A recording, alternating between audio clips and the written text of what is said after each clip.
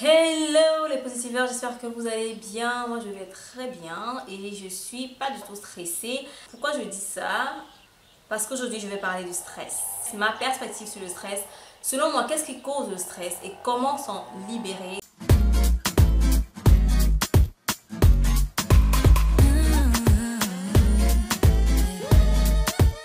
Il y a beaucoup de gens qui sont capables de vous expliquer les mécanismes qui se passent dans le cerveau lorsqu'on est stressé ou bien on est sur la voie d'être stressé. Et même des gens qui peuvent vous expliquer tous les mécanismes biologiques du stress. Mais ce n'est pas l'objet de cette vidéo. Cette vidéo a été inspirée par une vidéo de Jeff Bezos que j'ai regardée. Jeff Bezos, c'est, si vous ne le connaissez pas, le fondateur de Amazon. Si vous êtes stressé en ce moment, ça doit être pour deux raisons. La première raison, c'est que peut-être que vous faites des choses que vous n'aimez pas vraiment faire, mais que vous sentez obligé de faire. La deuxième raison, c'est que vous ne faites pas les choses que vous savez au fond de vous que vous devez faire. Donc, si vous êtes stressé, posez-vous cette question. Est-ce que je suis dans lequel des deux cas est-ce que je suis? Est-ce que je fais quelque chose qui ne me plaît pas alors que je sais au fond de moi que je ne suis pas censée faire ça, mais je fais parce que peut-être j'ai besoin de répondre à mes besoins primaires et tout. Ou alors, est-ce que vous êtes dans le cas de ces personnes-là qui ne font pas les choses qu'elles savent qu'elles doivent faire, les choses qu'elles savent au fond d'elles qui sont nécessaires, mais elles ne le font pas. Voilà les deux causes du stress de manière générale. Maintenant, je vais entrer dans chacun des cas pour qu'ensemble on trouve une solution, je vous dise comment vous libérer du stress. Le premier cas, vous faites quelque chose que vous n'aimez pas et vous savez que vous n'aimez pas cette chose. C'est simple. Faites des choses que vous aimez, sans forcément supprimer ce que vous n'aimez pas. Je crois en fait que parfois il faut faire des choses qu'on n'aime pas pour pouvoir faire des choses qu'on aime. Mais savoir aussi ses limites. Les limites de ce qu'on n'aime pas et les limites de ce qu'on aime. Parce que tout excès nuit. Maintenant, je prends l'exemple d'une personne qui a un travail qui ne la souvit pas, ou bien un travail qu'elle n'aime pas, qui ne la passionne pas. Cette personne-là, par exemple, va rentrer chaque soir étant fatiguée, étant déprimée, étant seule, étant triste, parce qu'elle trouve que sa vie n'a pas de sens, ou bien qu'elle est emprisonnée par sa propre vie. Dans ce cas-là, pourquoi ne pas faire des choses qui te plaisent? Pourquoi ne pas faire des choses qui te rendent heureuse ou heureux? Donc ça, c'est la première chose à faire. Quand vous faites quelque chose qui ne vous assouvit pas et que c'est pour un besoin, pour un but précis que vous le faites et que c'est temporaire, bien sûr, c'est temporaire. Déjà, il faut que vous fixiez dans la tête que c'est temporaire et que ça ne va pas durer, que cette situation ne va pas durer. La deuxième chose, c'est de pouvoir faire des choses qui vous plaisent. Ne serait-ce que lire un livre qui vous plaît, aller au cinéma, poser avec des amis, ne serait-ce que faites des petites choses qui peuvent justement des petites choses qui vont vous faire vous sentir bien, même si le lendemain vous allez devoir aller encore au travail ou bien aller faire des choses qui ne vous plaisent pas. Le simple fait de faire des choses qui vous plaisent de temps en temps va réduire ou bien va simplement supprimer la possibilité d'avoir un stress ou un surménage. Donc ça, c'est la première des choses à faire. Lorsque vous faites quelque chose que vous n'aimez pas mais que vous savez que c'est pour atteindre un objectif. Quand vous êtes dans ce premier cas, la deuxième des choses que vous pouvez faire pour éviter le stress ou bien pour supprimer le stress de votre vie, c'est de déterminer votre but, votre rêve. Quel est votre rêve? Qu'est-ce que vous avez envie de faire? Il ne suffit pas de vous divertir, de faire des choses qui vous passionnent, de faire des choses qui vous plaisent, mais d'avoir un but précis et de sentir que vous êtes en train d'évoluer vers ce but. Ça va se rapprocher un peu de du deuxième cas, mais on va y revenir. Posez-vous la question, quel est mon but? Qu'est-ce que j'ai envie d'accomplir dans ma vie? Si ce que je fais ne me satisfait pas, qu'est-ce que j'aimerais faire de ma vie? En fait, posez-vous cette question-là et trouvez la réponse. Pour vous aider d'ailleurs, j'ai un document PDF que vous pouvez télécharger gratuitement en cliquant sur le lien qui est dans la description. Vous allez voir, découvrir sa raison d'être en 30 minutes. Ce document est vraiment un guide pour vous aider à vous introspecter et à répondre à la question quelle est ma raison d'être et quel est mon but, qu'est-ce que je peux faire, qu'est-ce qui résonne plus en moi, qu'est-ce que j'aime en fait. Donc trouvez votre raison d'être et commencez à faire de petites actions tous les jours qui vont vous mener vers ce que vous voulez atteindre. Je pense que lorsque vous êtes stressé, c'est parce que vous ne faites pas ce qui est votre raison d'être. Vous sentez que vous n'avez pas, la vie n'a pas de sens justement parce que vous n'avez pas donné un sens à votre vie. Ça, c'est vraiment dans le cas où ce que vous faites en ce moment ne vous plaît pas du tout, ok?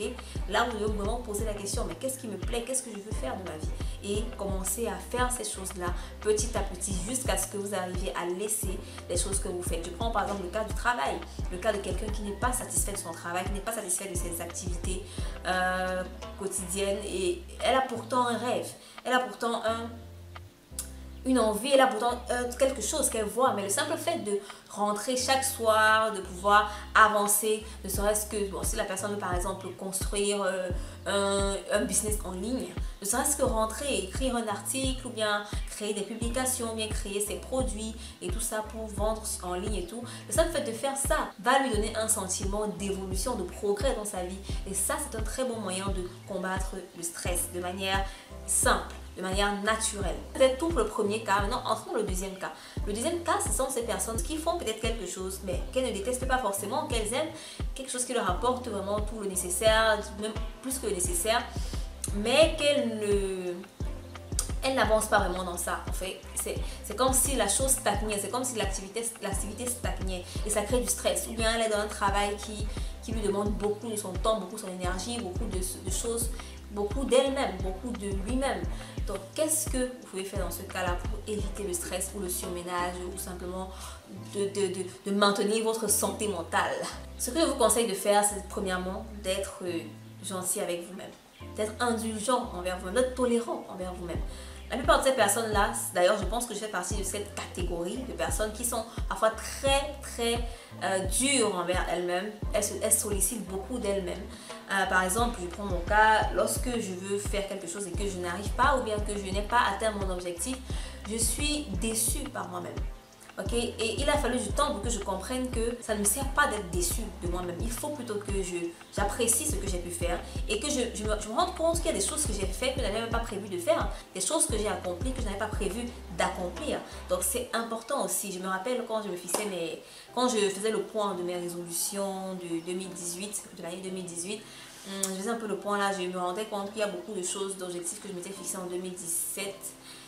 Oui, en début 2018, qui n'avaient pas été accomplis, que je n'avais pas accompli. J'étais un peu triste à un moment. Après, je me rappelais que, mais attends, il y a beaucoup de choses qui sont passées dans mon année, beaucoup d'expériences que j'ai vécues, beaucoup de choses que j'ai accomplies, que je n'avais pas prévu d'accomplir, que je n'avais pas forcément écrit quelque part. Lorsque vous êtes dans une activité qui vous passionne, bon, qui vous plaît, mais que vous sentez qu'il y a beaucoup à faire, soyez indulgent envers vous-même. Dites-vous que vous êtes en train d'évoluer et que l'important c'est d'évoluer. L'important c'est d'avancer. Ok, peut-être pas à la vitesse V égale X, mais à la vitesse V positif. Ok, c'est-à-dire, je fais les maths maintenant, c'est-à-dire vous avancez, ce qui est sûr, vous êtes en avant, vous êtes en train de progresser et non de régresser, vous n'êtes pas en train de stagner non plus. Donc rassurez-vous toujours d'être indulgent avec vous-même, d'être tolérant avec vous-même. Ça ne veut pas dire que vous devez vous laisser aller, non, mais juste vous posez toujours la question, mais est-ce que j'ai évolué? Oui, j'ai évolué. Même si j'ai pas fait exactement ce que j'avais prévu de faire, j'ai évolué. Tu as évolué, vous avez évolué. Ok? La deuxième chose, une fois que vous savez que vous devez être indulgent envers vous-même, c'est de vous fixer des objectifs séquencés. La plupart du temps, lorsqu'on est stressé, c'est parce qu'on se fixe de trop gros objectifs. On veut atteindre, on veut tout atteindre en peu de temps.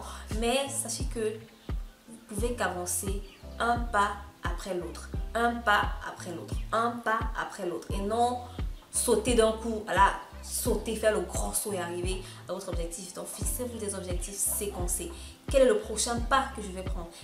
Donc, des tout petits objectifs. Je prends encore l'exemple d'une personne qui veut peut-être se lancer en ligne, créer un business en ligne. Elle ne va pas se dire, bon, cette année, je crée mon business et je gagne 100 000 $ cette année. Si elle sent au fond d'elle que voilà, elle peut le faire, elle est capable de le faire et qu'elle va se donner tous les moyens pour le faire, alors go ahead.